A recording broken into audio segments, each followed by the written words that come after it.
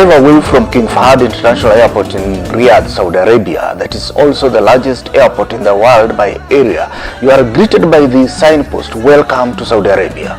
Saudi Arabia is not only an enchanting and idyllic tourist destination with pristine beaches and world-class tourist resorts, it's also home to more than 13 million migrant workers, accounting for roughly 38.4% of the country's total population of 34 million people. The country is set to receive more than 20,000 Kenyans who are being employed by Marai through a local foreign migrant workers recruitment agency called Competitive Manpower International Ltd. The director of Competitive Manpower International Ltd, Mr. Moses Adala, says, currently we have a number of openings that are required to be filled for people to go and work in the Middle East. For instance, we have maintenance operators, we have forklift operators, we have lead loaders, we have gardeners, we have desk machine operators, we have cooks, we have electricians, we have nurses, we have biosecurity officers, we have gardeners, we have drivers, we have avionic, we have salesmen, we have salesman assistant, we have cabin technician, we have AC technician, we have structure technician, we have avionic technician, we have aircraft painters, we have station site in charge, we have administrative assistants, we have auto care foremen.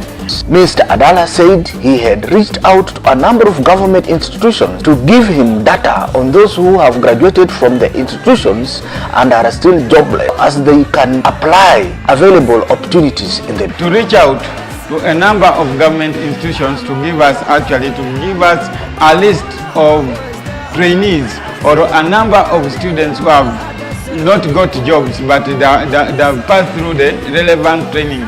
For instance, we've written to National Industrial Training Authority (NITA). We've also tried to reach out to TVET. We've gone further to go and get a number of aviation colleges that deal with the training of aviation staff. Like we've gone to West Lift Aviation. We've gone to Nairobi Flight Training, we've gone to Kenya School of Flying, and many more, so that we can reach a number of candidates that we are sourcing for.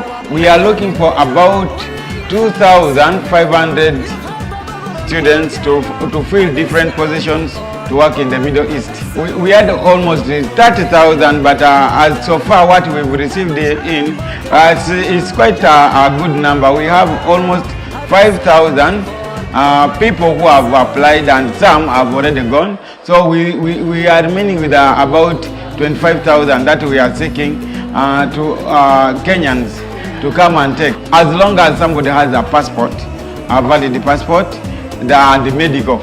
We only need there are only two requirements. We need the nurses and also assistant nurses. These are nurses which are going to work in government hospitals in the Middle East.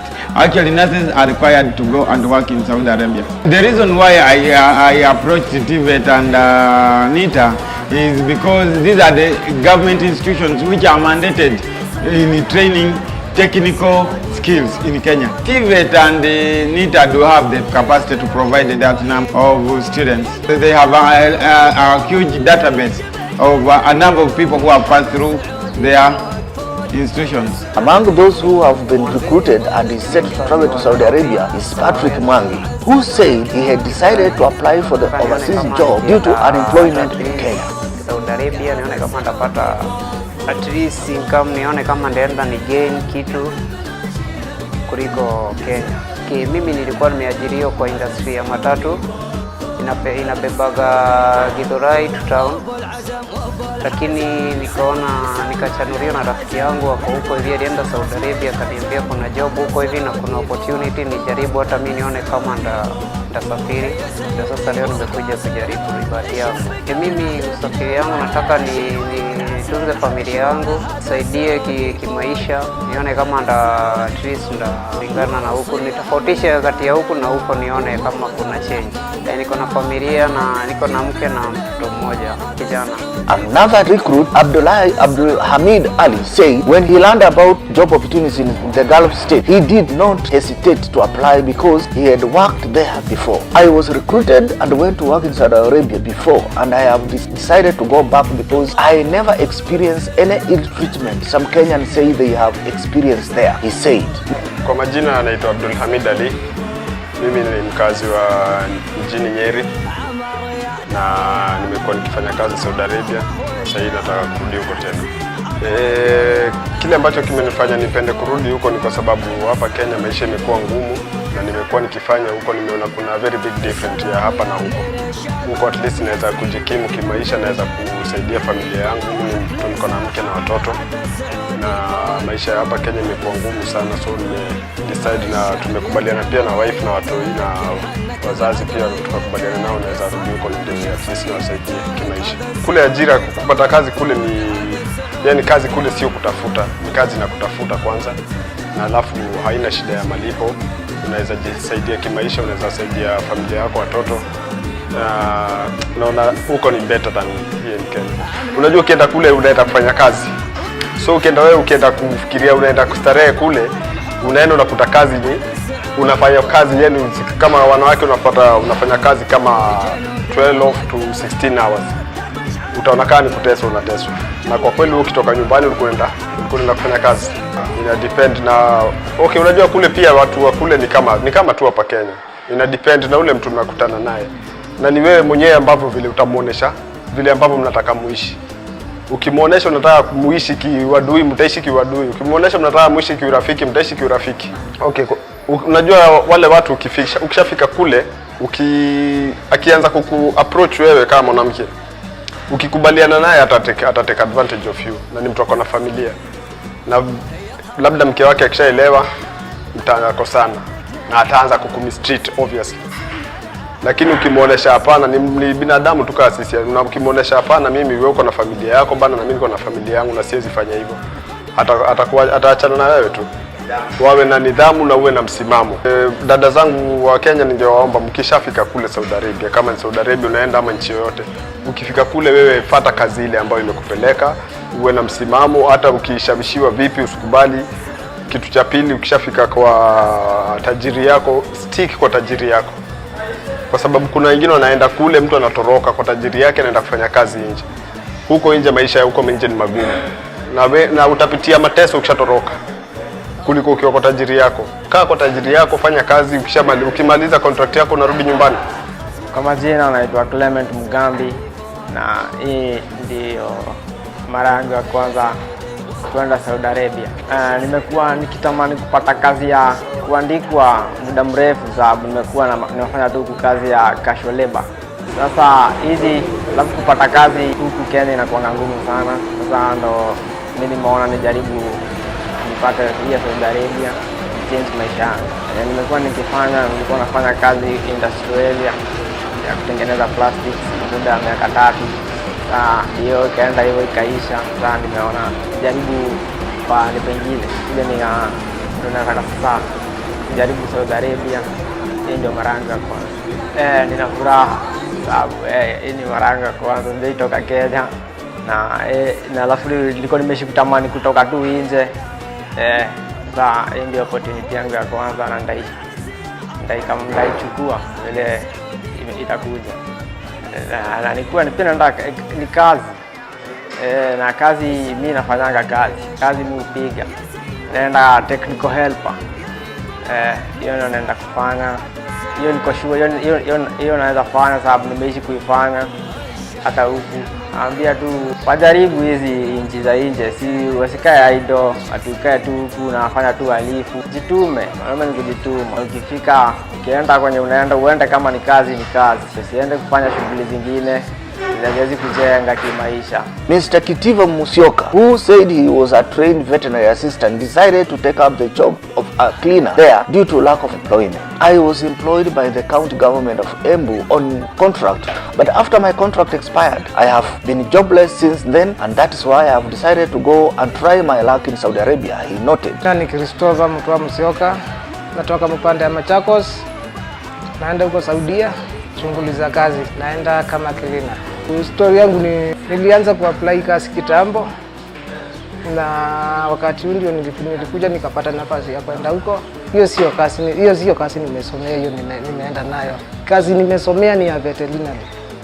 Hiyo ndio kazi yangu nilisomea, lakini hiyo chance yenyewe nilipata ni ya hiyo cleaner. Na wazibague kazi. Mtu kama mimi yenyewe nimesoma sana. Nimesomea hiyo kazi ya veterinary. Hiyo ndio veterinary. Veterinary. Ama veterinary officer. Hiyo ndio nimesomea, lakini chance yenyewe ilipatikana ni ya cleaner. Kwa hivyo na washauri mtu asikae akingojea kazi yenyewe amesomea haifanye. Kazi yenyewe ikitokea enda ufanye hiyo. Hiyo si ati sikuanjiliwa. Nimeanjiliwa miaka mitatu. Nilianzia Machakos kwa agriculture. Kwa agriculture nikatoka huko nikaenda Meru. Hii mambo ya county ikianza tuliambiwa turudi kwetu tukaapply kazi. Kurudi tukaambiwa hakuna kazi. Ms. Velma Cheng, a university student, said Competitive Manpower International Ltd was providing job opportunity for many graduates who were unable to get jobs in the local market. Ms. Cheng asked training institutions in Kenya to share data of their trainees with foreign migrant recruitment agencies so as they can use them to reach out to those who are still unemployed. This company offers Kenyans, most graduates, jobs, and it has done well so far, and we found so many 5,000 numbers already gone to abroad for the job opportunity. And right now in Kenya, as you see, the government is not telling us clear the statistics of the graduates, where they go after graduating, and you find most the graduates, we have so many graduates who graduates annually, and finding job, it has been a problem to them. They get frustrated in the streets, and so far that's why this company has come up with the project of helping the graduates to get jobs in the Middle East. For those for our fellow graduates who are already there, what I would like to tell them to just take good care of themselves, always be disciplined. Mr. Adala said, apart from Marai, which is recruiting 10,000 workers, they had also been contracted by NADA of United Arab Emirates, which requires 3,000 workers, and AYTB of Damar, Kuwait, that requires the balance. Mr. Adala said the offers from the Gulf states were a great opportunity to help Kenyans who lost their jobs due to the impacts of COVID-19 pandemic to start earning a living and assist their families. Actually, we have a number of people who lost their jobs during COVID, and we think that after COVID, since the other side, actually in the Middle East or in the Gulf regions, we have opportunities. We are encouraging the youth to come in large numbers to take up the opportunity so that they mitigate what had affected them so much during the pandemic.